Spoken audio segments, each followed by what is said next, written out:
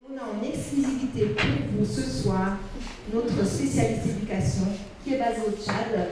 Bonjour Rufine, bienvenue parmi nous dans cette première mondiale en hybride à Enfants du Monde.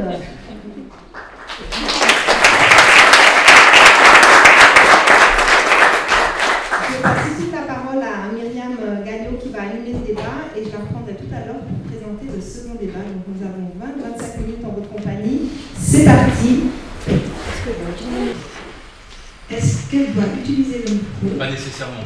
Pas nécessaire. J'en profite pour une chose que j'ai oubliée, à savoir que le débat est filmé. Vous voyez un monsieur qui nous fixe assez précisément. Il va produire un magnifique document qu'on pourra certainement réutiliser. Donc voilà, s'il y a une problématique de film pour certains, veuillez nous en parler. C'est un document après qui pourra être diffusé plus largement. Voilà, je crois que c'est tout ce que j'avais à dire. Je regarde ma collègue de communication. Je crois que c'est tout bon, je te passe la parole. Est-ce que vous m'entendez? Oui. Voilà, alors on va y aller peut-être sans micro si c'est OK pour vous. Faites-moi savoir si je dois hausser un petit peu plus la voix. Voilà, donc tout d'abord, merci beaucoup d'avoir répondu à notre invitation. Soyez chaleureusement les bienvenus chez Enfants du Monde. Dans le cadre de cette première table ronde, on vous emmène au Tchad, où Enfants du Monde met en œuvre depuis 10 ans maintenant un programme de promotion de la qualité de l'éducation de base sur mandat de la coopération suisse. Ce programme s'appelle le ProKeb. Donc, comme son nom l'indique, ce programme se focalise sur la qualité de l'éducation, en travaillant, on le verra, au cœur du système éducatif tchadien, en partenariat rapproché avec le ministère de l'Éducation tchadien, en travaillant sur la formation des enseignants notamment, mais aussi d'autres acteurs essentiels du système éducatif et en travaillant sur la conception de matériel pédagogique. Donc pour nous parler de ce programme, on a avec nous 3 intervenants, que sont Sébastien Black, notre chargé de programme pour les programmes d'éducation au Sahel, également Isabelle Grapp, qui est une de nos spécialistes en éducation ici au siège d'Enfants du Monde, et plus particulièrement spécialiste en didactique des langues. Et puis Rufine Sama, qui s'est connectée de N'Djamena, qu'on salue chaleureusement. On espère que la connexion sera bonne. Elle est notre directrice pédagogique dans le cadre du ProKeb. C'est une personne essentielle pour ce programme. Elle l'a vu naître et puis elle l'accompagne de proximité depuis 10 ans. Voilà. Donc peut-être avant d'entrer dans le vif du sujet, je prends juste 2-3 minutes pour vous donner quelques éléments de contexte général pour camper un peu le décor du Tchad et de l'éducation au Tchad. Donc le Tchad, un pays qui souffre d'une extrême pauvreté. Près de la moitié des Tchadiens vivent en dessous du seuil national de pauvreté. En termes de démographie, important à noter, c'est une démographie galopante, avec 2 tiers des Tchadiens qui ont moins de 20 ans, et puis cette population très jeune s'accroît rapidement, ça fait une forte pression sur le système éducatif. C'est un pays fragile qui est confronté à une multitude de chocs sécuritaires, politiques, naturels, un contexte sécuritaire fragile aussi dans les pays limitrophes que sont le Soudan, la République centrafricaine, le Cameroun, qui entraîne un déplacement de population. Donc le Tchad est au 4e rang mondial en matière d'accueil des réfugiés, ce qui augmente bien sûr encore la forte demande éducative dans ce pays. Et puis le contexte institutionnel est fragile, l'État manque cruellement de ressources et est peu présent pour les populations en termes de services de base. On a un financement domestique de l'éducation qui est très bas et souvent même la prise en charge du salaire des enseignants est problématique dans ce pays. C'est aussi un pays en pleine transition politique suite au décès du président Idriss Déby en 2021.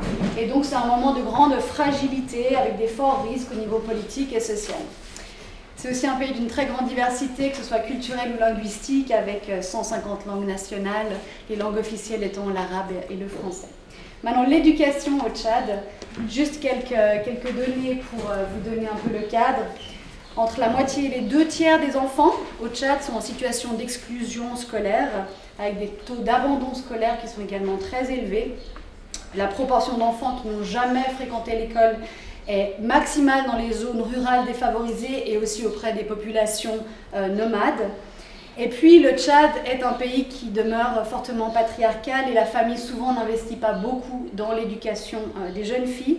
Donc sur le plan de l'égalité homme-femme, les filles sont dans une situation qui est systématiquement plus défavorable que les garçons. À 16 ans, les filles sont 2 fois moins scolarisées que les garçons, en raison aussi de beaucoup de mariages et de grossesses précoces. Donc tous ces enfants sont privés d'une éducation, alors même qu'on sait que l'éducation est non seulement un droit fondamental, mais aussi un facteur de développement et d'égalité. Voilà. Pour les enfants qui ont la chance d'aller à l'école, le parcours est difficile, il y a beaucoup d'embûches. Je vous cite juste quelques éléments de ce contexte. Il y a des infrastructures défaillantes, beaucoup d'écoles, surtout les écoles rurales, présentent une infrastructure très pauvre avec des salles de classe dans des matériaux non définitifs, en paillotes, etc. Des effectifs pléthoriques. Au Tchad, on compte en moyenne plus de 60 enfants dans chaque classe. Un manque criant de matériel pédagogique, que ce soit pour les enseignants et les enfants. Et puis aussi, les enfants sont souvent confiés à des enseignants novices ou très peu formés. Au Tchad, 2 tiers des enseignants sont recrutés sur le tas, sans formation pédagogique appropriée. Et la langue maternelle des apprenants n'est souvent pas utilisée comme langue d'enseignement. Donc vous voyez, tout ce contexte, ça mène à une faible qualité des apprentissages et puis une spirale de désintérêt de la part des apprenants, des élèves et de leurs parents par rapport à l'école. Donc voilà, dans ce contexte-là, peut-être une toute première question que je souhaiterais adresser à notre collègue au Tchad, si on peut remettre voilà, l'image de Rufine. Par quoi on commence dans un contexte aussi difficile que celui-là? Quel est l'angle d'approche et comment est-ce qu'on construit, comment est-ce qu'on initie un programme d'éducation dans un contexte aussi difficile? Merci Myriam pour la question. Je voudrais profiter pour dire bonjour à tout le monde. Leur dire aussi que je suis très contente de participer à cette table ronde pour communiquer autour du PROCEP. Alors, si j'ai bien compris ta question, tu voudrais savoir comment est-ce que nous avons démarré, disons, ce projet. Par quoi, quel est notre angle d'entrée par rapport à ce projet? Voilà. Je dirais que nous avons, disons, 3 étapes cruciales. Pour moi, il y a 3 étapes cruciales que nous avons franchies.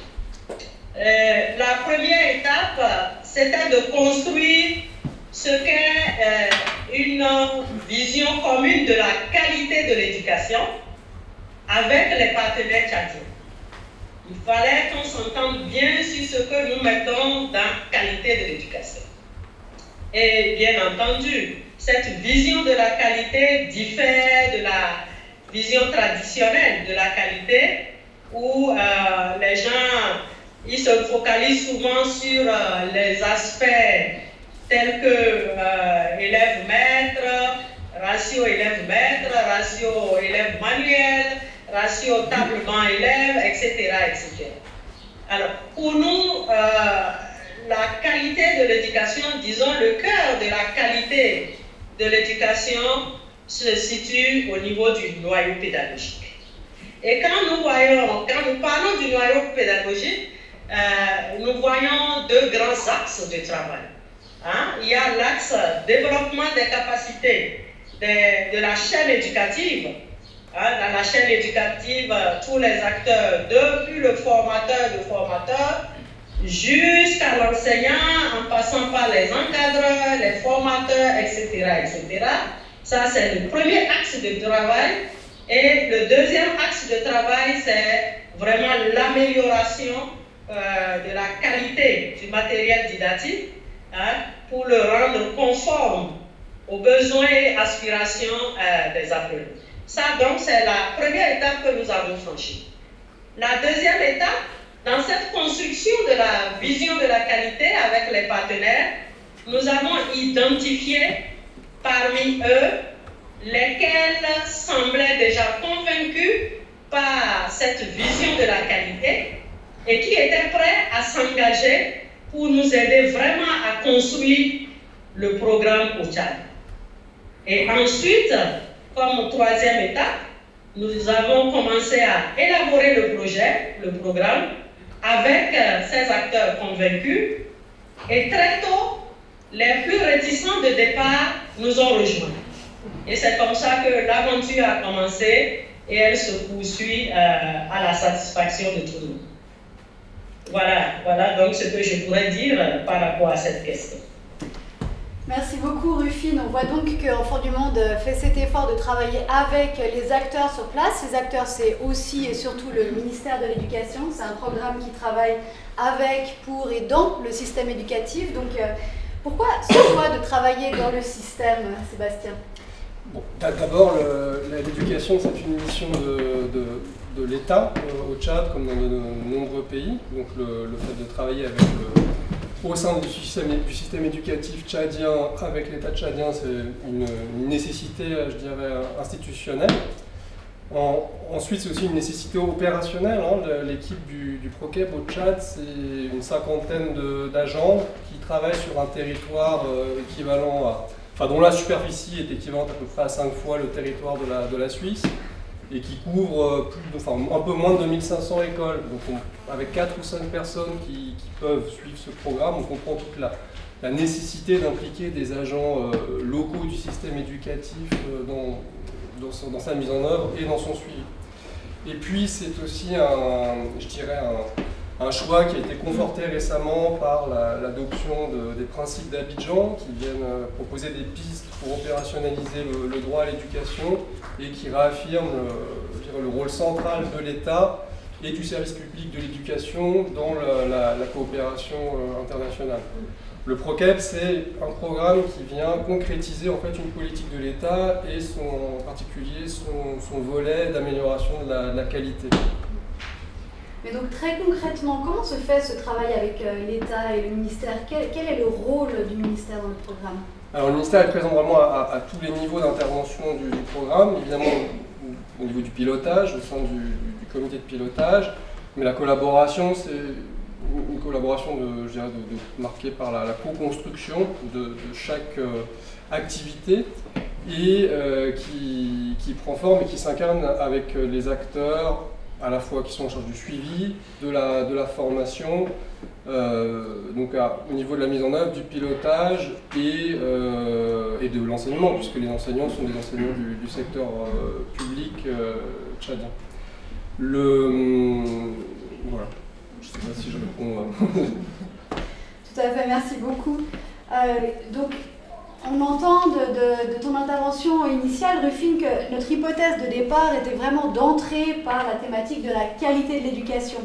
Mais pourquoi est-ce qu'on commence par la qualité alors même qu'il y aurait, par exemple, en termes d'infrastructures, beaucoup d'écoles à construire? Merci Myriam.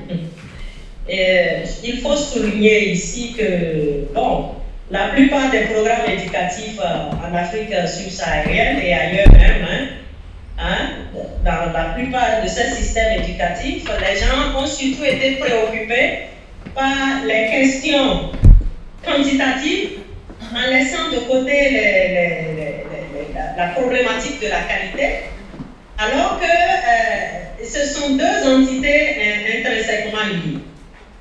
Ça, c'est le constat qui avait été fait. Au niveau de l'enfant du monde, l'éducation est comparable à une pièce de monnaie, avec ses deux faces. La quantité et la qualité.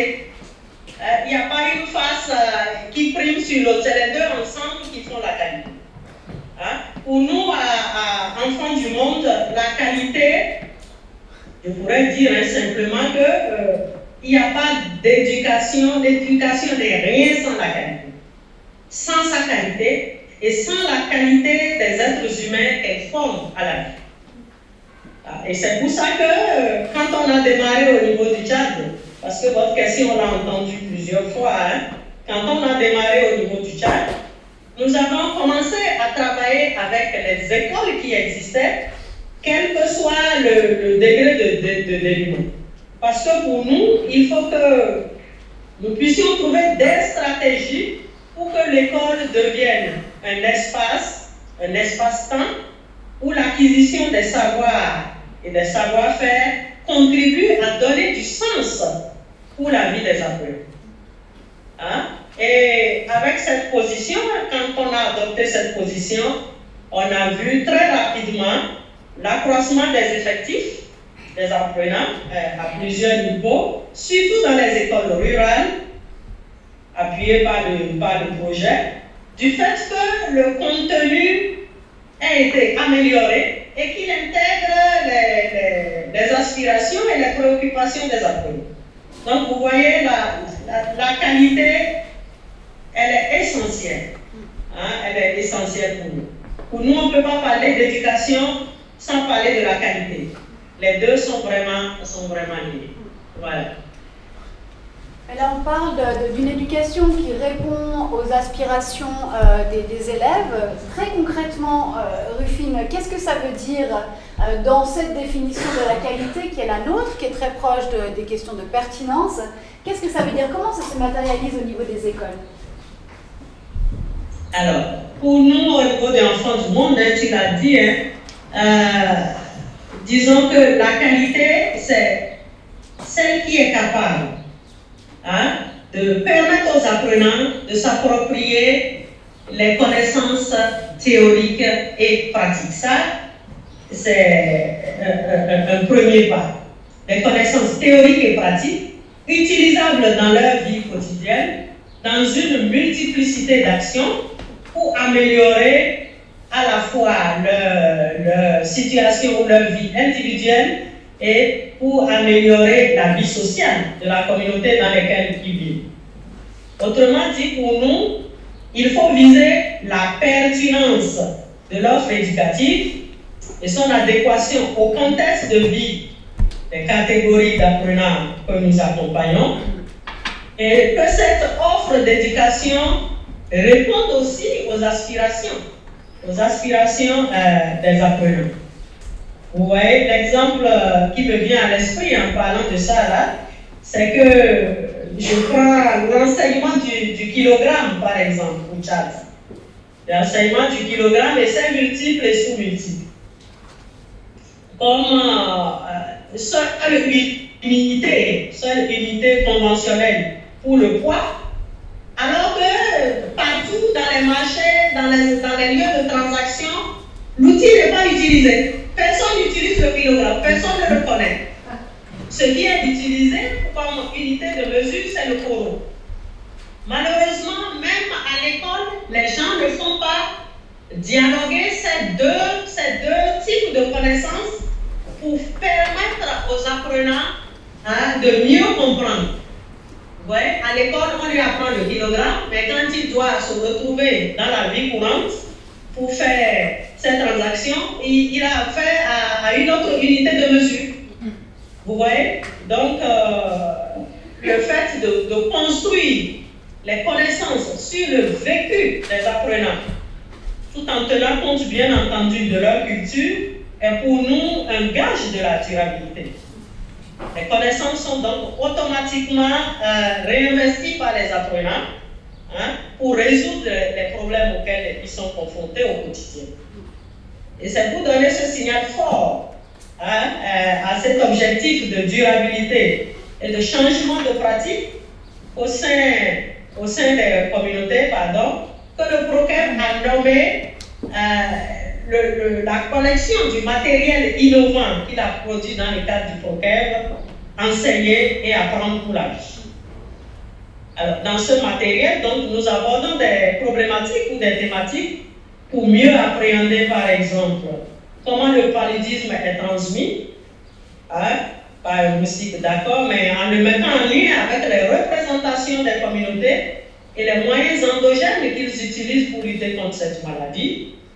Comment rendre l'eau potable, comment préparer les filles, les enfants, surtout les filles, à affronter sereinement leur puberté et en vue de lutter contre la déscolarisation. Donc vraiment, nous entrons dans la qualité avec des problématiques qui sont vraiment liées au vécu des apprenants, mais également à leurs aspirations.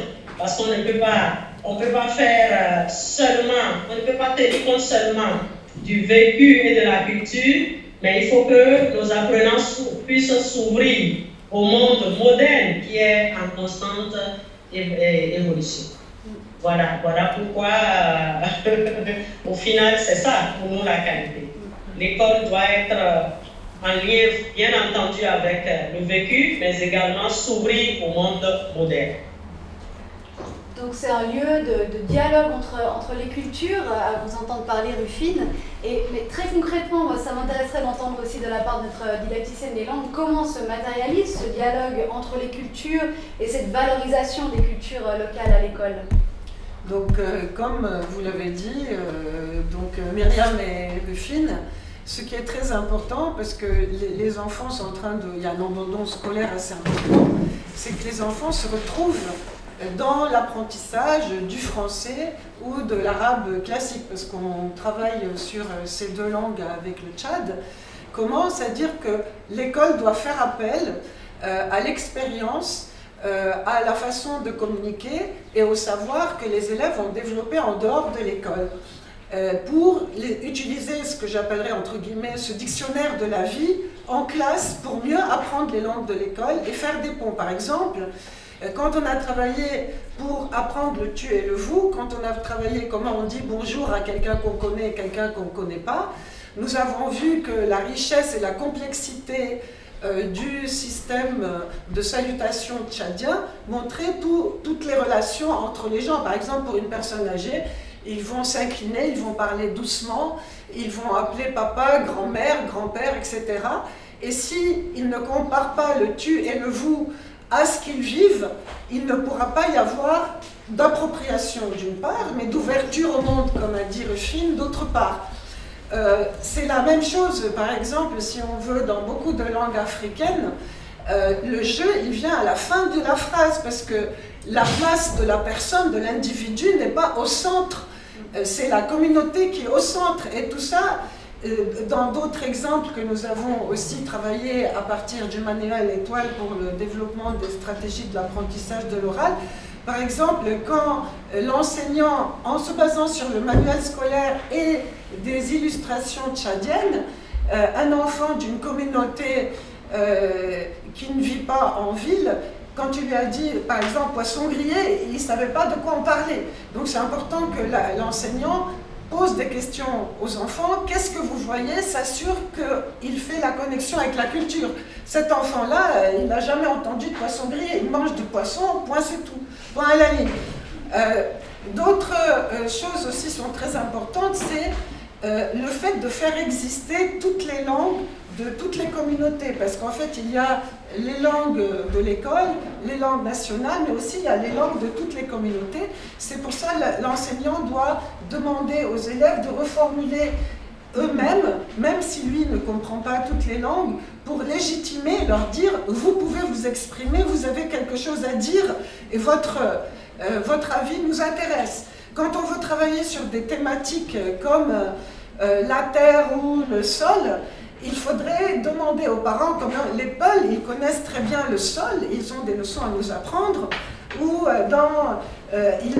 ils connaissent aussi les animaux quand on veut faire les sciences, donc on invite les parents à l'école pour que les élèves fassent des ponts, ou bien on demande aux élèves d'interviewer les parents sur ces thématiques-là. Le travail que nous avons commencé avec Enfants du Monde et que nous avons continué avec DDM, c'est les contes. Les contes sont très importants parce que les enfants comprennent comment le même conte change selon la région tchadienne. L'animal n'est pas le même, etc. Et comment ces mêmes contes ont été adaptés et appropriés par l'Occident. Donc tout ça, ça aide l'enfant à voir comment la façon d'être, de vivre et de parler, de penser est liée à la façon d'apprendre et à la langue. Et comme ça, ils seront prêts à comprendre, vivre et travailler dans les deux langues en parallèle. Voilà. Et ce travail demande vraiment d'avoir une connaissance pointue et profonde du terrain. Comment est-ce qu'on peut s'assurer d'être au plus proche de ces communautés et de vraiment connaître leur manière de vivre? Oui, en fait, nous, à chaque fois que nous avons travaillé, nous avons fait une analyse de besoin. Ça veut dire que nous avons été... on a fait, comme disait Rufine, de façon d'abord qualitative, parce qu'on n'a pas beaucoup de moyens et de temps dans ces projets, mais on a été dans une classe en ville Et dans une classe, dans un milieu rural éloigné, où les enfants mettent beaucoup de temps pour aller à l'école, et aussi dans des écoles nomades. Et là, nous avons vu les enseignants tels qu'elles sont, et les élèves tels qu'ils sont, et nous avons observé leurs pratiques pour ne pas être décalés donc, de ces apprentissages. C'est pareil, ces analyses de besoins aussi, il faut qu'elles soient, on les fait de très près avec les parents. Il faut, parce que pour que les enfants n'abandonnent pas l'école, il faut que les parents comprennent que ce qu'on fait avec les enfants n'est pas contradictoire avec leurs valeurs et leur identité. Donc là, il y a le fait de se reconnaître parents et enfants pour que les parents n'empêchent pas non plus les enfants de continuer plus tard de s'intégrer à l'école. Voilà, et ça c'est très important aussi dans la formation des enseignants qui eux-mêmes doivent expérimenter cette nouvelle approche, comme disait Rufine. Pour l'instant, les approches que nous avons observées, c'est des approches où l'enseignant parle et les élèves répètent.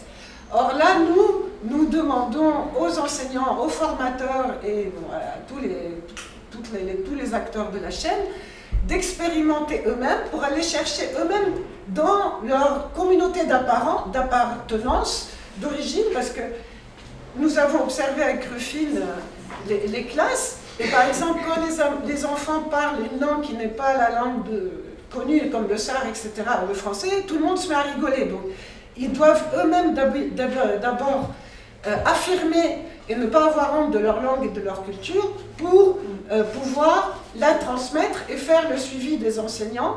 Et aussi, nous avons beaucoup travaillé avec des vidéos pour donner les nouvelles, de façon concrète, les adaptations à faire aux enseignants dans les classes de façon concrète, et chaque adaptation sera correspondante aux besoins de chaque région. Donc ça, c'est une manière de répondre à ces défis multiculturels, disons. Et ensuite, il y a des défis très concrets, comme ces classes pléthoriques dont on a parlé. Rufine, ça m'intéresserait de connaître ton opinion. Comment est-ce qu'on fait concrètement pour travailler la qualité dans des classes où il y a une 60aine d'élèves? Les effectifs pléthoriques ne constituent pas pour nous un défi insurmontable. Hein.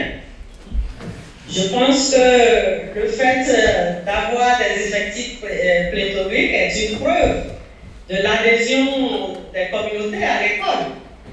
Et nous devons nous en réjouir. Parce que ça montre déjà qu'ils sont intéressés par l'école et qu'ils y vont. Non, ce qu'il y a à faire, c'est de trouver des stratégies, comment promouvoir des stratégies pour développer la pédagogie active dans ce contexte en vue d'une appropriation réelle des apprentissages. Et à ce niveau, nous proposons des stratégies pour la gestion des grands groupes. Ces stratégies consistent à mettre au niveau de la classe des sous-groupes, je vais les appeler ainsi, des sous-groupes de travail. Par exemple, lorsqu'il y a dans une classe 80 ou 90 apprenants, les enseignants organisent les enfants dans des groupes de 10, et chaque groupe a, disons, son modérateur, il y a un secrétaire, on va l'appeler comme ça, ou un rapporteur si vous voulez. Et les enfants travaillent dans ces sous-groupes et ils font la présentation en plénière à l'enseignant. Lorsqu'ils sont dans les groupes, l'enseignant il fait le tour des groupes, surtout dans les groupes faibles, pour mieux leur expliquer les consignes, expliquer surtout, comment dit-on, l'activité qu'il y a à faire. Et donc, ces groupes tournent. Même les fonctions de modérateur et de rapporteur, ça tourne. Et en plénière, l'enseignant il peut identifier un ou deux groupes qui présentent leur travail, les autres complètent, ils apportent leur contribution, et à la fin, l'enseignant retient des constats que les enfants peuvent noter, qu'ils peuvent noter dans leur cahier. Donc vous voyez, ça fait travailler tout le monde. C'est comme dans un atelier, les groupes travaillent. Des fois, ils sortent même de la classe, certains groupes sont sous l'arbre, d'autres sont au niveau de la classe. Ils sont vraiment organisés comme ça. Et pour moi, cette forme d'organisation des activités pédagogiques promeut déjà une forme d'apprentissage de la démocratie en miniature, n'est-ce pas? Hein? Les apprenants, ils apprennent déjà à prendre la parole au sein de leur sous-groupe et en plénière, ils prennent la parole et les travaux à présenter sont consensuellement retenus et la synthèse est faite par les enseignants. Donc notre rôle, c'est vraiment de trouver des stratégies pour faire travailler les enfants. Je sais que ce n'est pas facile, ce n'est pas évident, faire travailler les enfants parce que pour nous, il faut vraiment qu'ils s'approprient les connaissances et qu'ils puissent les réutiliser. Ça, c'est un exemple de comment nous gérons la question des effectifs pédagogiques. Merci beaucoup Rufine. On arrive presque au bout de cette table ronde. J'ai une question quand même qui me brûle encore, c'est de voir vraiment ce contexte tchadien qu'on a défini comme étant tellement difficile, volatile, dégradé, représente certainement un défi de taille pour ensuite ancrer les interventions au niveau des institutions. Est-ce que Enfants du Monde a une chance d'ancrer ces activités-là? Qu'est-ce qui va rester après tous ces efforts le jour où Enfants du Monde n'aura plus de programme au Tchad? Alors, on l'évoquait tout à l'heure, le fait d'impliquer déjà les acteurs, les agents du système éducatif, c'est aussi pour répondre à ce souci de pérennité. Si on prend par exemple Rufine a évoqué un peu plus tôt, il y a une collection de supports didactiques, donc de manuels scolaires et de guides pour les enseignants. Il y a un peu plus d'une trentaine de supports qui ont été conçus et imprimés et distribués dans les 4 provinces du PROKEB. Ces supports, ils ont été conçus avec l'appui des spécialistes d'Enfants du Monde, mais en impliquant des formateurs, des agents du système éducatif tchadien, et de manière, je dirais, approfondie. L'autre chose, c'est qu'une unité a été créée au sein qui rassemble les principales directions du ministère de l'Éducation, et cette unité a pour but à la fois d'examiner le contenu du matériel, de l'analyser et d'aller se rendre dans les écoles pour observer son utilisation. Elle rend des rapports, disons, et un avis auprès des décideurs du ministère pour obtenir ou non sa validation en vue, si le ministère le souhaite et s'il obtient aussi les ressources pour le faire, d'une généralisation à d'autres provinces. Ça nécessiterait à la fois une adaptation culturelle, linguistique au contexte de ces autres provinces, et puis également des ressources, parce que comme je ne sais plus si tu l'évoquais ou Rufine, mais l'éducation au Tchad est hautement dépendante de financements internationaux, et ça nécessiterait donc le soutien d'autres acteurs, comme par exemple le Partenariat mondial pour l'éducation. Mais c'est institutionnellement et techniquement, on a les bases pour permettre cette généralisation et cette pérennité. Très bien, merci beaucoup. Peut-être juste avant de laisser Rufine retourner à ses autres affaires, une toute dernière question. 10 ans de vie au Tchad, dans un contexte difficile comme celui-là, ça demande de s'accrocher, c'est une tranche de vie importante. Moi j'aurais aimé qu'elle nous dise peut-être qu'est-ce qui la motive. Qu'est-ce que Rufine, tu retires de ces 10 ans au Tchad, et puis quels espoirs tu as pour les enfants tchadiens? Alors, je dirais que pour moi, l'éducation, c'est un processus. Il faut toujours envisager à moyen et long terme. Il faut donc être très patient et laisser les savoirs et les savoir-faire se sédimenter. C'est d'ailleurs une question à thématiser en permanence avec les bailleurs. Parce que quand ils donnent leur argent, ils veulent voir immédiatement. C'est hier même, j'en parlais avec quelqu'un, je dis, mais ils pensent que c'est comme un grain de maïs qu'on a planté. 2 mois après, on voit déjà les fleurs et tout ça. Et 3 mois après, on peut manger le maïs. L'éducation, c'est pas comme ça. Il faut vraiment être patient. Alors, en fait, tu parles de 10 ans, mais je n'ai pas vu le temps passer, du tout. Tellement je suis passionnée par ce programme que je n'ai pas vu le temps passer. Et ce qui me motive, ce sont les résultats. Les résultats au niveau des enfants. le plaisir qu'on ressent quand un enfant fait la lecture, hein, quand une mère d'élèves vous raconte que ses enfants sont motivés, quand ils reviennent de l'école, ils lui racontent le conte, ils lui demandent de tirer une leçon de ce conte qu'ils ont entendu ensemble. Quand un enseignant veut inclure dans les curriculums de nouveaux contenus qu'il a appris, vous vous dites qu'il y a quelque chose qui a bougé, qu'il y a quelque chose qui bouge, n'est-ce pas?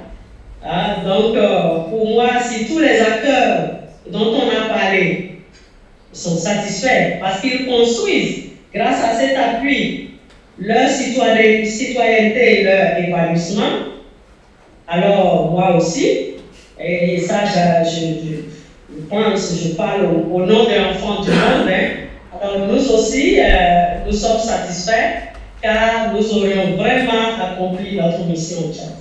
Voilà ce que je voulais dire. Merci beaucoup, Rufine. Extra.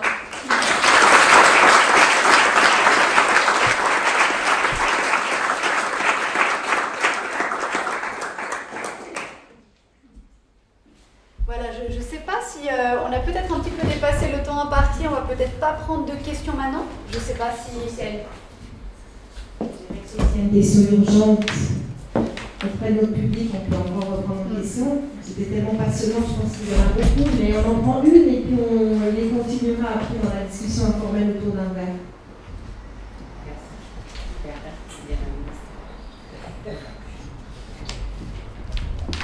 Bonjour, moi je ne résiste pas au plaisir de saluer et de féliciter Mme Rufine Sama pour son engagement dès le début du projet.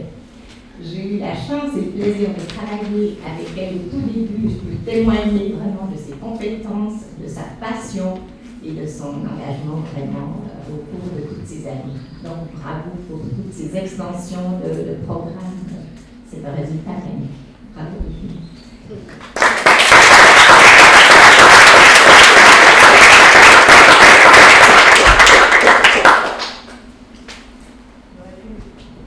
Une question aussi. Si ce n'est pas le cas, voilà, il y a un secret. C'est une question pour Rufine. J'aimerais savoir comment les parents s'impliquent dans l'école. Parce que moi, j'ai vécu au Tchad il y a longtemps. Et les parents construisaient l'école et certains parents dans les villages payaient le salaire des enseignants, etc. Est-ce que c'est toujours le cas? Comment les parents sont impliqués? Merci.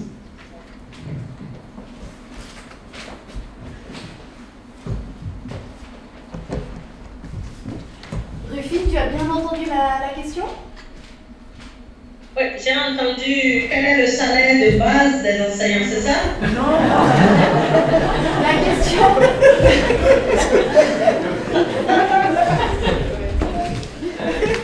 La question était un petit peu plus générale et portait de manière plus générale sur l'implication des parents dans la vie des écoles, notamment est-ce qu'ils participent au paiement du salaire des enseignants, est-ce qu'ils participent à la construction des écoles et quelles sont les stratégies de mobilisation des communautés? Merci. Je pense, pour moi qui viens de l'Afrique de l'Ouest, c'est au Tchad que j'ai découvert comment les parents sont très très impliqués dans l'éducation de leurs enfants. En fait, toute la charge de l'éducation au Tchad repose sur les parents. L'État est presque absent. Presque absent. C'est au Tchad que j'ai découvert que les parents, ils se cotisent pour construire les salles de classe, ils se cotisent pour payer les enseignants, malgré la grande pauvreté qu'ils ont. Ils se cotisent même pour payer les inspecteurs, qui sont des fonctionnaires de l'État, pour qu'ils viennent faire un suivi de ces écoles. Donc, franchement, au niveau de l'engagement communautaire est très fort. Malheureusement, l'état de dénuement, l'état de pauvreté fait que ils ont la volonté, mais ce n'est pas toujours évident pour eux de pouvoir atteindre leurs objectifs. Hein? Dans ce programme, nous avons ce que nous appelons le renforcement des capacités des APE et AME. Ce sont les associations des parents d'élèves et les associations de mères d'élèves.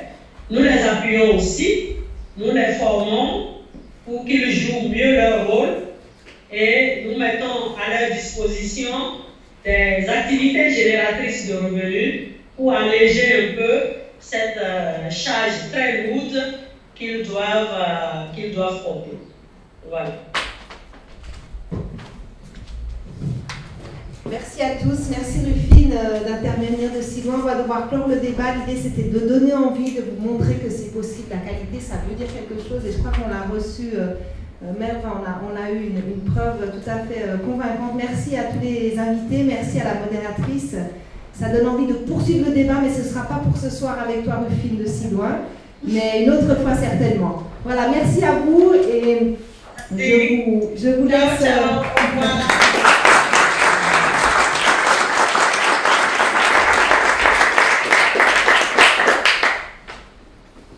On salue donc le Tchad, on vous remercie beaucoup, on vous invite à bouger,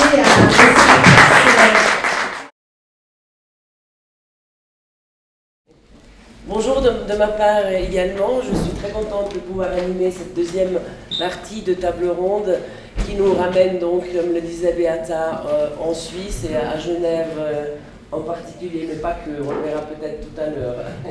Je salue nos deux invités, donc au nom d'Enfants du Monde, Susanna Borda, spécialiste en droit de l'éducation, et également une enseignante qui nous a rejointe, Aurélie Books, enseignante au primaire, à l'école de Budé, c'est correct? Voilà. Donc j'aimerais en fait commencer cette discussion en vous racontant comment on l'a préparée avec Susanna.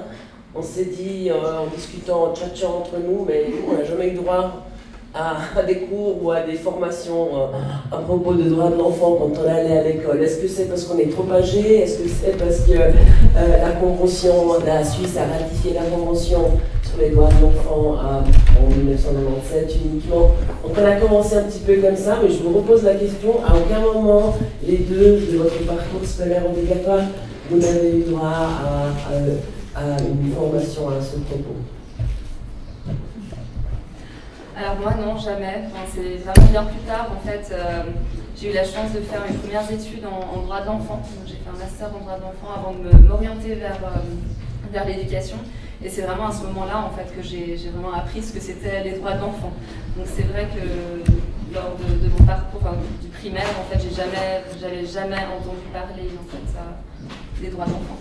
Et Susanna me disait, elle a été scolarisée dans différents pays, 8 pays je crois. Tout à fait, en dépit d'avoir été scolarisée effectivement dans 8 pays du monde, j'ai jamais eu l'occasion d'être confrontée à ce sujet-là, sur les droits de l'enfant. Et pour ma part, je l'ai découvert aussi très tard, en plein doctorat, en anthropologie. Donc c'est au cours de mon doctorat en anthropologie que j'ai découvert que j'étais sur le terrain et que pour pouvoir comprendre ce qui se passait sur le terrain, j'avais besoin de cet outil-là, de comprendre les droits de l'enfant. Donc il y a bien une date clé, on l'a évoqué tout à l'heure, 1997, donc la ratification de la part de la Suisse de la Convention. Maintenant, aujourd'hui, on parle de droits de l'enfant à l'école. Et j'ai envie de commencer avec toi, Susanna. Est-ce que c'est important et pourquoi on a commencé à parler de droits de l'enfant à l'école en Suisse? Oui, merci Verena. Bon, on a la chance d'avoir aujourd'hui parmi nous un des membres du comité des droits de l'enfant. Voilà, Philippe Jaffé, au fond de la salle. Donc je me permets Philippe s'il te plaît, prononce-toi dès que tu sens que tu as quelque chose à rajouter, à corriger, à spécifier. Mais certes, bon, effectivement, depuis la ratification de la Convention des droits de l'enfant par la Suisse, bon, il y a tout un processus qui est très très long pour pouvoir mettre en œuvre toutes les recommandations qui sont celles de la Convention, et en particulier tout ce qui est d'enseigner les droits de l'enfant à l'école. Et bien, comme tout processus éducatif, ça peut prendre des décennies, voire beaucoup plus. Donc il faut non seulement l'intégrer dans le curriculum national, ce qui évidemment a été fait en Suisse déjà, mais il faut aussi former les enseignants à pouvoir enseigner ce genre de contenu, ça prend aussi des années. Parce que bon, évidemment, les enseignants qui enseignent aujourd'hui, on en a une à côté, il n'a jamais appris ça. S'il n'avait pas fait son master en droit de l'enfant, ça aurait été très difficile pour elle de pouvoir enseigner ça. Et puis aussi, il faut du matériel pédagogique pour travailler dans les classes. Il faut savoir comment s'y prendre pour enseigner un contenu qui en fait est difficile parce qu'il est très abstrait. Donc c'est pas évident d'être confronté même en tant qu'enseignant à ces contenus d'enseignement. Donc il faut outiller tous ces acteurs du système éducatif pour pouvoir faire ça avec leurs élèves en classe. Et ça prend du temps. Et là, justement, la question se pose, je la pose à Aurélie Bouks. Au fond, qu'est-ce qu'on enseigne, qu'est-ce qu'on peut enseigner, qu'est-ce qu'on arrive à enseigner aux tout petits à l'école?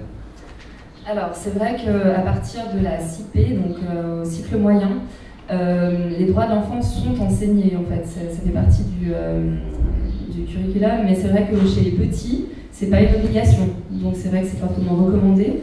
Mes collègues du cycle élémentaire enseignent les droits d'enfant, mais particulièrement en fait lors de la journée internationale des droits de l'enfant, mais pas forcément, c'est des projets vraiment ponctuels, il n'y a pas de projet en fait qui ont un fil rouge comme le projet en fait que vous avez mis en place. Concrètement, comment est-ce qu'on approche ou comment est-ce qu'on aborde le thème et qu'est-ce qu'on peut enseigner aux enfants?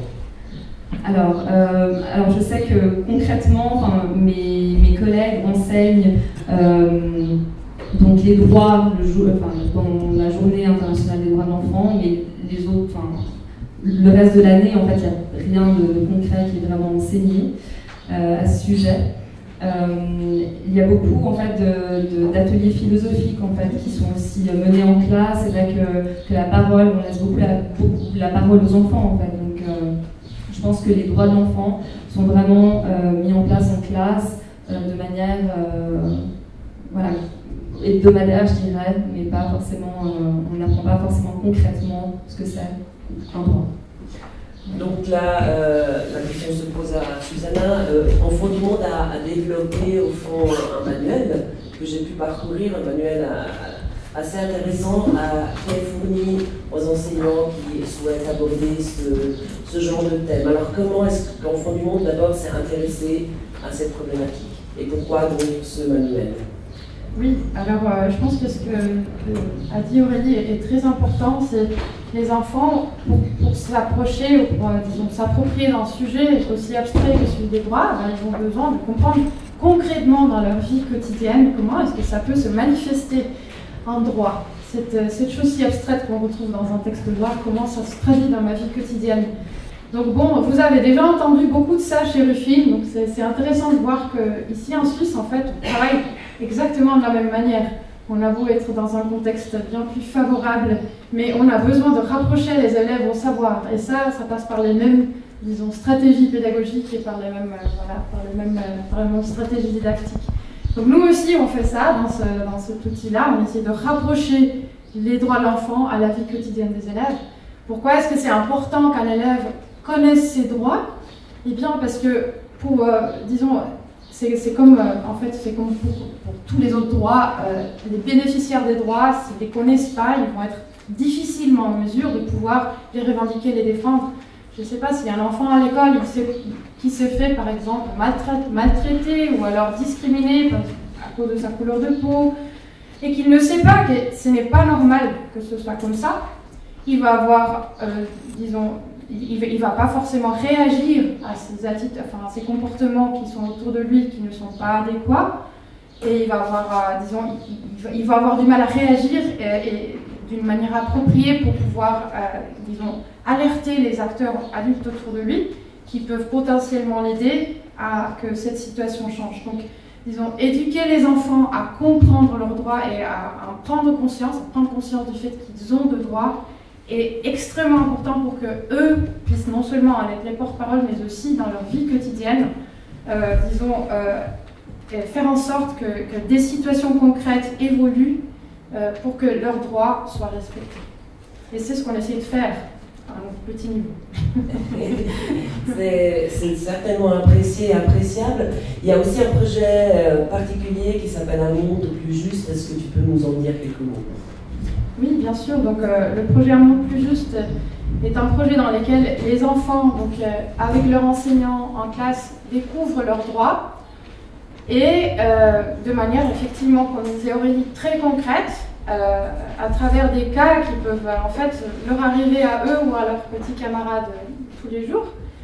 Et puis, suite à cette découverte de leurs droits, eh bien, ils vont aussi apprendre à identifier des situations où ces droits sont respectés ou pas. Et à la fin de tous ces processus, ils vont pouvoir se prononcer sur un droit, enfin choisir un droit en fait qui est important pour eux, ce qui déjà veut dire beaucoup. Si pour moi le droit à l'éducation est important, il y a sûrement une raison pour laquelle je mets l'accent sur ce droit. Donc je vais pouvoir en tant qu'enfant choisir un droit et puis m'exprimer autour de ce droit à travers une photo et un petit texte dans lequel je vais illustrer, ou alors commenter mon illustration. Et puis toutes ces illustrations et ces recommandations des enfants autour des droits de leur choix vont être compilées au sein ce qu'on a appelé un globe géant. Voilà.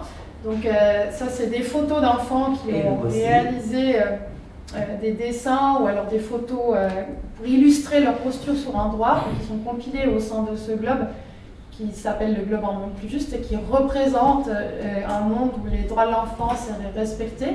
Donc les enfants, hors période Covid, malheureusement c'était pas possible, mais en temps normal, ont l'occasion donc de découvrir cet assemblage de photos auxquelles ils ont contribué avec leur illustration ou leurs photos. Afin de finalement avoir un aperçu de ce que les autres élèves aussi pensent sur leur droit. Et Aurélie Boux, vous avez participé à ce projet, pas cette année, mais l'année dernière, je crois. Oui, c'est ça. Voilà. Comment ça s'est passé? Qu'est-ce que vous en retirez au fond de cette expérience?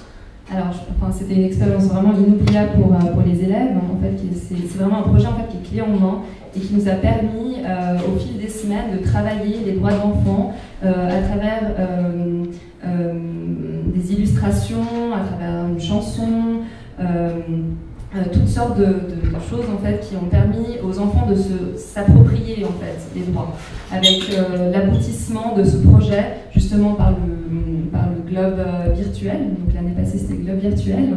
Et c'est vrai que dans ma classe, les élèves ont eu la chance de pouvoir accueillir au terme de ce projet donc Licia Chéry, une chanteuse écrivaine qui nous a lu en fait, son album Tichéry, elle est cheveux crépus en classe. Et aux élèves en fait, de pouvoir illustrer un droit qui leur tient à cœur et de présenter à des membres du comité des droits de l'enfant. Donc tout cela a été pris en photo et les élèves se sont vraiment sentis entendus dans le droit en fait, qu'ils avaient représenté. Donc c'était vraiment magique en fait, pour eux de pouvoir vraiment aboutir en fait, à ça. Mais en tant qu'enseignante, est-ce que c'était votre choix personnel de proposer ça aux élèves ou est-ce que c'était un choix de l'école elle-même? Non, du tout. Non, c'était un choix personnel. C'est une collègue en fait, qui avait déjà participé au projet l'année d'avant, qui m'en a parlé et quand j'ai su que le projet existait, j'ai voulu en fait, le présenter à mes élèves et puis donc c'était vraiment un choix personnel.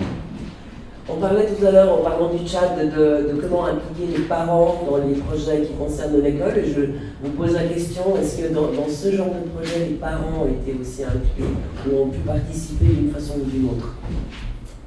Pas forcément dans ce projet. Non, ça n'a pas été...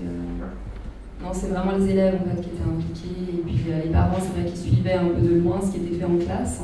Je pense que l'implication des parents, c'était plutôt... en fait, c'est les élèves qui rapportaient leurs connaissances à la maison, qui en parlaient à leurs parents. Mais Susanna, il y a une vignette assez intéressante, on peut faire circuler d'ailleurs le manuel s'il n'est pas déjà dans le public. Il y a une vignette assez parlante, un gamin qui rentre à la maison, il dit « je ne veux pas ranger ma chambre, maman tu sais j'ai des droits ». Alors, c'est bien sûr assez rigolo, mais ça montre qu'avec des droits, il y a également des devoirs. Est-ce que c'est un point qui est important dans la démarche d'Enfants du Monde? Oui, absolument. À chaque fois surtout justement avec les petits enfants, lorsque lorsqu'on enseigne les droits, on tient vraiment aussi, hein, c'est une vraie responsabilité. Il ne faut pas non plus que les droits soient compris comme des prétextes pour faire ce qu'on a envie de faire quand c'est pas le moment ou c'est pas approprié. Donc on a aussi toute une démarche, on essaie de leur faire comprendre quelle est la différence entre un droit et un désir, par exemple. Bon, et puis effectivement, en fait, les droits, ça peut devenir aussi, bon, au niveau des adultes, un outil politique pour du bien ou pour du mal. Enfin, on peut faire beaucoup de choses avec le droit, c'est une arme redoutable. Donc il faut, depuis qu'ils sont tout petits, qu'ils comprennent qu'on ne fait pas ce qu'on veut avec ça. C'est pas un truc avec lequel on peut jouer ou manipuler les autres. C'est quelque chose qui est là pour nous aider à mieux vivre ensemble. Et ça, c'est un message qu'on peut faire passer aux petits-enfants.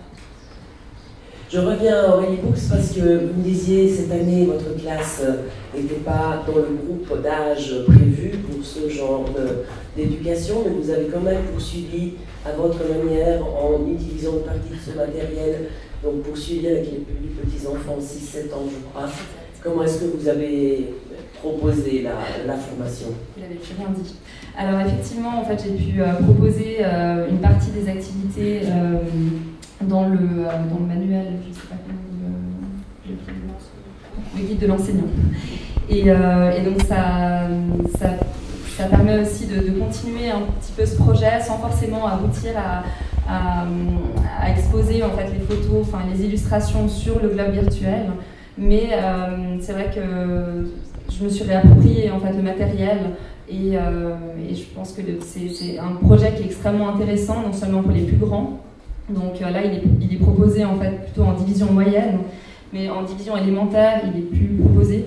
Ce que je trouve dommage parce qu'on peut vraiment, c'est des activités en fait qui sont tout à fait, comment dire, aux plus petits en fait. Donc, ouais.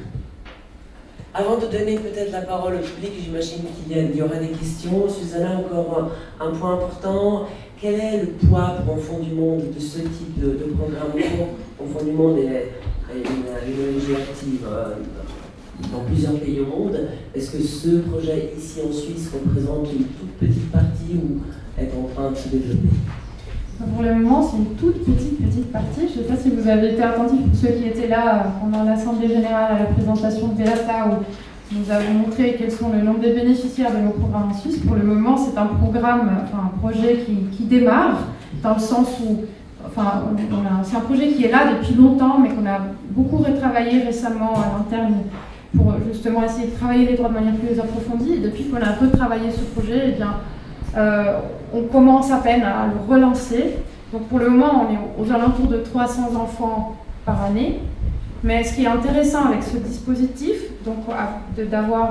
c'est d'ailleurs la même stratégie aussi qu'on déploie partout dans nos pays d'intervention. Vous l'avez entendu pour les Tchad, c'est de vraiment passer beaucoup de temps et investir beaucoup d'efforts à développer du matériel pédagogique de qualité qui permette aux enseignants donc, d'enseigner ces contenus de manière autonome et qui s'approprient en fait ce matériel, qui sont le leur.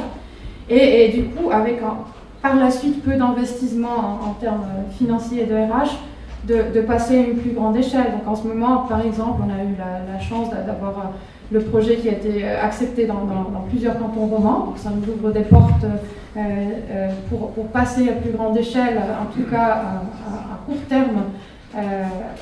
Voilà.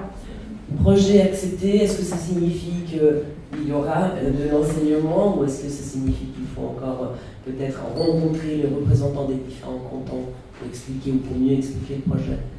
Bon, on a déjà dans 4 cantons l'approbation officielle, donc on a un feu vert. Maintenant, il faut juste définir les modalités, c'est-à-dire concrètement comment on va s'y prendre pour communiquer autour du projet avec auprès des enseignants, qui a un droit de s'inscrire. Typiquement, par exemple, à Genève, comme Aurélie l'a dit, on a été contraint à travailler uniquement avec deux niveaux du cycle 2, mais ça peut être peut-être différent dans d'autres cantons. Il faut voir comment se positionne chaque canton. Très bien, merci pour cette première partie.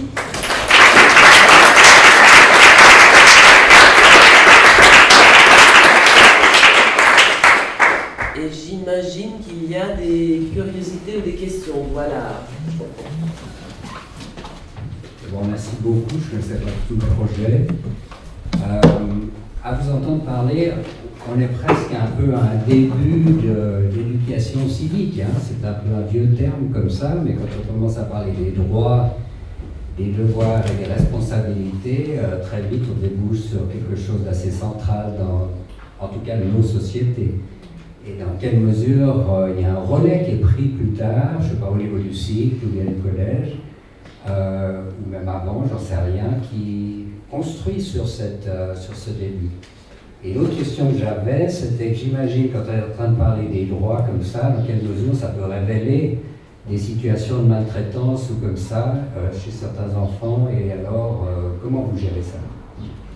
Je crois que la première partie, ou la première question est assez délicate. On n'a personne de DIP ici pour répondre, mais voilà. Moi, tu peux préciser certainement, Suzanne. Oui, mais peut-être pour préciser, effectivement, tout ce qui est enseignement des droits de l'enfant à l'école rentre tout à fait dans le cursus d'éducation civique. Tu me compléteras ou corrigeras au besoin.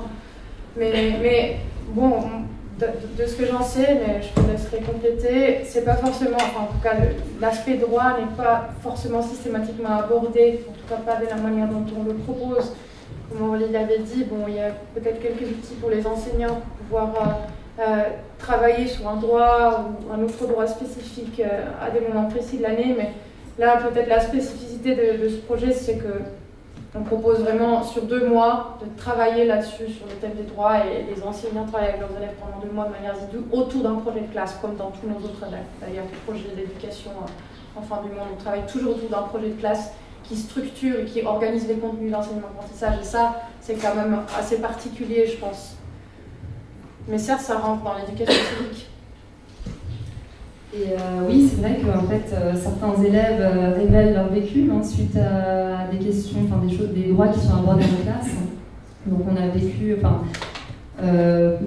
voilà, plusieurs situations délicates qui sont ensuite soit discutées avec l'élève en question et puis après rapportées directement à l'infirmière scolaire. Mais ouais, c'est vrai que c'est un sujet qui parfois est assez sensible. Infirmières scolaires, on a pu le lire ce matin dans la presse d'ailleurs, qui sur Genève en tout cas se disent surchargées et ont besoin d'aide. Est-ce qu'il y a d'autres questions? Oui.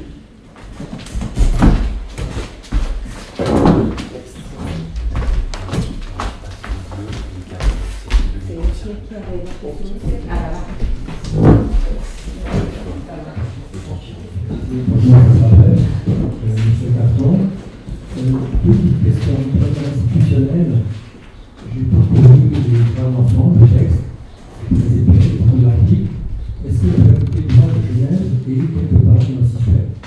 Parce que le droit, c'est une matière difficile, riche, et parler de droit, je ne le ferai jamais dans ma vie. Je n'oserais pas de parler de droit sans avoir derrière moi ou avec moi un bagage minimaliste, et pour savoir de quoi je parle. La deuxième question, c'est une question méthodologique. À vous, madame. J'ai oublié votre nom. Susanna? Non? Oui. En tant qu'anthropologue, qui m'intéresse. Est-ce que la parole des enfants qui définissent le droit, vous l'avez collectée? Est-ce qu'il est la parole des enfants qui, pardon? Est-ce que vous avez demandé à des enfants de vous dire le droit pour moi c'est ça? Qu'est-ce qu'ils disent? Si je demande à mes enfants qu'est-ce que c'est que le droit, en général, j'aimerais avoir leur réponse. Parce qu'avant de me lancer dans le droit de l'enfant, ou le droit à l'éducation, ou le droit de, il y a une notion de droit, la définition du droit, qu'est-ce que c'est? Et je ne ferai pas me lancer, je ferai quelques communications, dans un travail sur le droit de l'enfant, le droit à l'éducation, sans avoir ce bagage minimaliste, formel, on discute, très minimaliste, mais bon. Donc la première question était par rapport à la formation des enseignants. Comment est-ce que j'ai bien compris? Comment est-ce qu'ils sont formés pour pouvoir ensuite eux-mêmes aborder ces thèmes en classe? Ouais. Je passe le micro. Oui, alors non, ça c'est une vraie question et malheureusement on n'a pas pour le moment réussi à obtenir des espaces de formation formelle des enseignants autour des droits, même si ça a été toujours un peu dans les radars. mais c'est quelque chose qu'on n'a pas encore réussi à mettre en place. C'est d'ailleurs un besoin qui est constaté même au niveau du comité de l'enfant. Philippe pourra nous en dire plus certainement. Il y a un vrai besoin de formation, et pas qu'au niveau des enseignants, au niveau de la plupart des acteurs qui ont affaire d'une manière ou d'une autre à des enfants dans leur pratique professionnelle. Donc ça, c'est un besoin qui est avéré, qui est constaté, et on est beaucoup d'acteurs dans le domaine disons, des droits de l'enfant à essayer de se mobiliser dans ce sens. Alors après, les espaces de formation, disons systématiques de formation d'enseignants, ils ne sont pas si évidents à trouver, parce qu'en général, ça c'est géré par les autres écoles pédagogiques. Et bon, après, nous, par exemple, ici en Suisse, nous, en tant qu'enfants du monde, on n'a pas vraiment une place, c'est pas notre rôle quelque part, c'est pas évident voilà, d'aller rentrer là-dedans. On essaye, on tente, mais c'est pas évident, c'est pas forcément notre place là-dedans. Donc, ce qu'on a essayé de faire au niveau du projet, c'est dans ce matériel pédagogique qu'on a développé, on a essayé de fournir aux enseignants toute une série d'outils d'auto-formation en fait. On les oriente sur toute une série de lectures, des contenus, on leur précise toute une série de concepts qui vont être ceux qu'ils vont devoir aborder avec leurs élèves. Parce que comme vous le dites, c'est vraiment pas évident comme contenu à enseigner. Donc on a fait le boulot de systématiser tous ces contenus de manière à faciliter leur appropriation par les enseignants. Mais bon, heureusement, malheureusement, je ne sais pas, mais ici à Genève, avec notre projet, ils doivent le faire de manière autonome. Donc voilà, ça c'est une question qui est une question de fond et à laquelle on a essayé de répondre avec les moyens à disposition.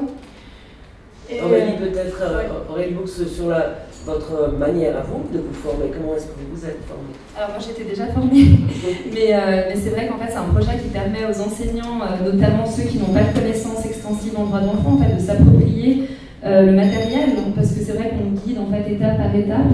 Et comme Susanna l'a dit, c'est vrai, c'est très accessible à tous les enseignants. Donc on n'a pas forcément besoin d'une formation pour pouvoir suivre le guide et comprendre en fait comment guider les enfants dans leurs droits, en fait, dans la connaissance de leurs droits. Et la deuxième question était très intéressante. Comment est-ce qu'un enfant définit le droit? Qu'est-ce qu'un droit pour un enfant? Avant même qu'on lui parle des droits qu'il a, mais comment est-ce que lui-même définit ce mot? Alors, si on demande à un enfant qui n'a pas de connaissance de ses droits, dire un droit, pour lui, c'est en fait j'ai tous les droits, je peux faire ce que je veux. Donc c'est vrai que c'est souvent la première chose qu'on nous dit, que les élèves nous disent, c'est en fait ils ne se rendent pas compte qu'il y a aussi une autre dimension, c'est que j'ai aussi des devoirs. Donc pour eux, il n'y a que des droits, donc j'ai le droit de tout faire. Et puis c'est vrai que de faire cette distinction en fait entre les droits et les désirs, c'est extrêmement important. Et il y a justement cette possibilité de faire cette distinction dans le guide qui est proposé aux enseignants. Est-ce que ça a répondu à vos questions? Il y avait une question, Laurent? Oui, en fait, c'est une question qui rejoint celle de Michel Castron, qui est toute simple, en fait. Il me semble que la première difficulté, c'est que le droit, c'est un concept abstrait. Et donc, à partir de quel âge un enfant, en moyenne, arrive à comprendre ce que c'est qu'un droit?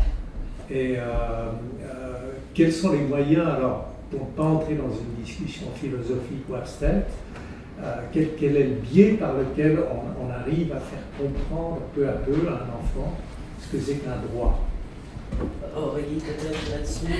Alors souvent, je commence par leur demander de quoi j'ai besoin en fait pour bien vivre, pour te sentir bien. Et puis là, ils vont dire j'ai besoin d'un toit, j'ai besoin de manger, j'ai besoin de boire, j'ai besoin d'être respecté. Donc eux-mêmes en fait vont citer leurs droits. Et puis après, on va vraiment rentrer plus concrètement petit à petit en fait pour leur faire comprendre ce que c'est concrètement un droit. Mais c'est vrai que c'est eux-mêmes en fait qui viennent avec, qui savent en fait qu'ils ont besoin de certaines choses pour vivre et ça montre correctement. Difficile de mettre un âge à partir duquel, évidemment, chaque gamin évolue à sa propre manière. J'imagine, c'est pas facile de dire à partir d'un tel âge ou d'un tel autre. Depuis tout petit, je dirais. Ils sont capables de comprendre depuis le plus jeune âge, depuis la rentrée, je dirais. Est-ce qu'il y a peut-être, je vois des signes, on peut prendre encore une question s'il y en a une?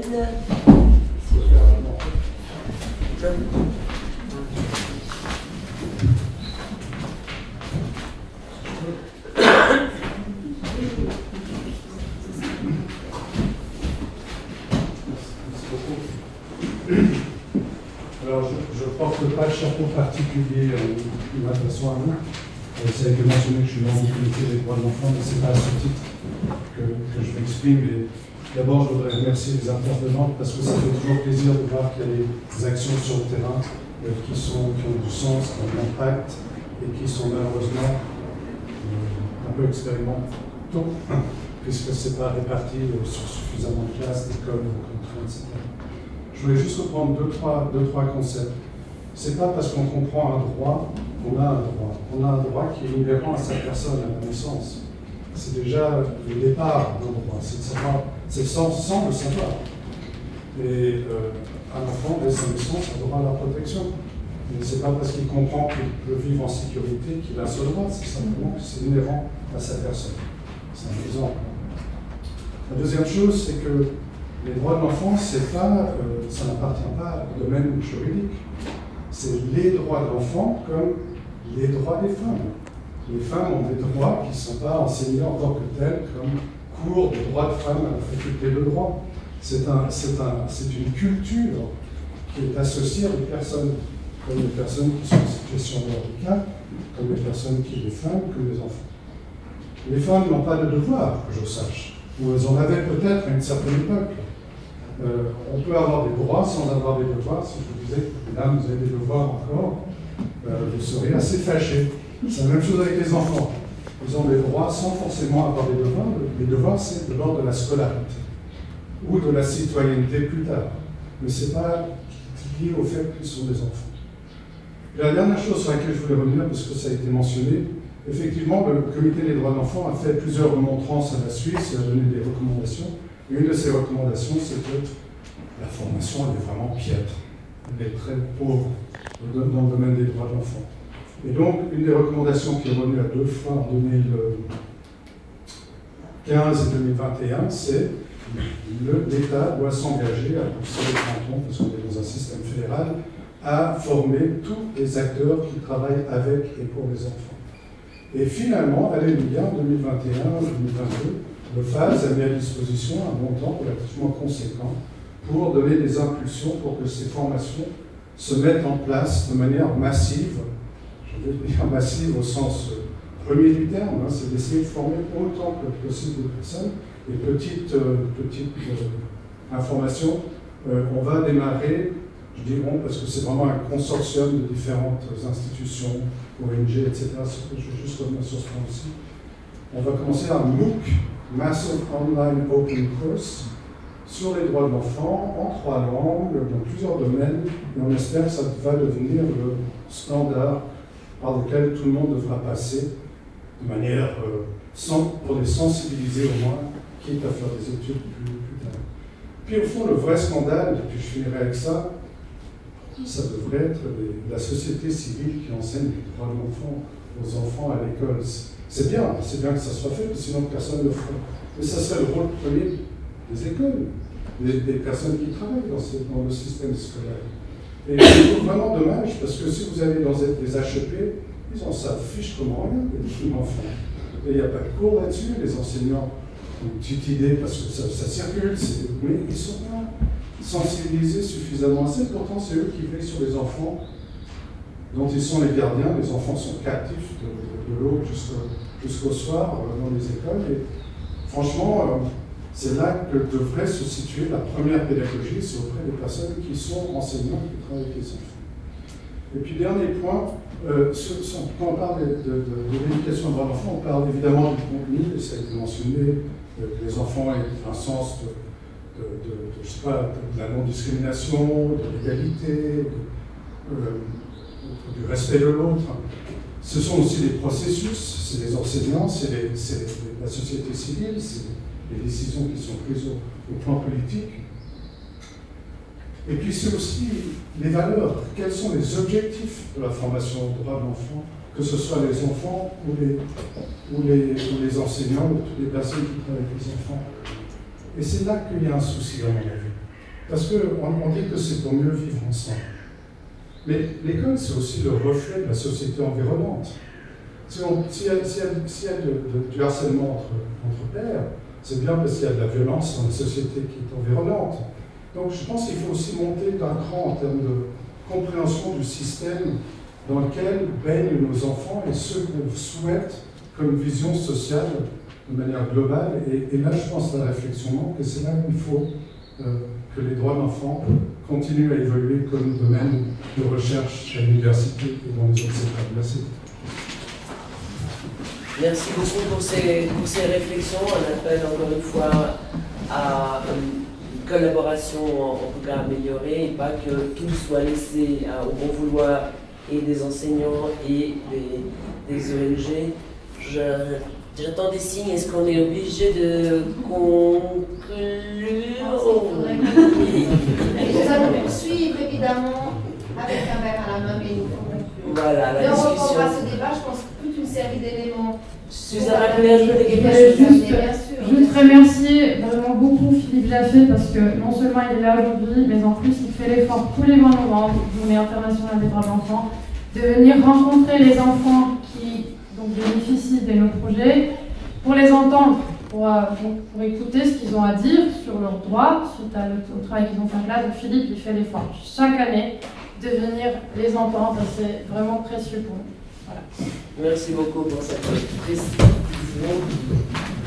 Voilà, on disait, Beata disait, la discussion peut se poursuivre dans quelques instants à l'extérieur de cette salle. Exactement, un grand merci à vous trois pour avoir comme ça thématisé cette question difficile, on l'a vu, mais ce qui est très bien, on doit s'arrêter, j'en suis désolée, mais ce qui est très bien, c'est qu'il y a plein de questions qui sont encore pending, donc on reprendra le débat. Philippe Jaffé nous en a rajouté quelques-unes, on le remercie, ça nous charge quelque peu, mais ça nous permettra de reprendre tout ça. Un grand merci, spécialement de notre représentante du terrain qui était là. Effectivement, c'est pas toujours simple de pouvoir mener des projets quand ils ne sont pas forcément considérés encore au niveau institutionnel, mais on a commencé à semer la graine et ça va se poursuivre. Merci à tous, grand merci à Verena pour son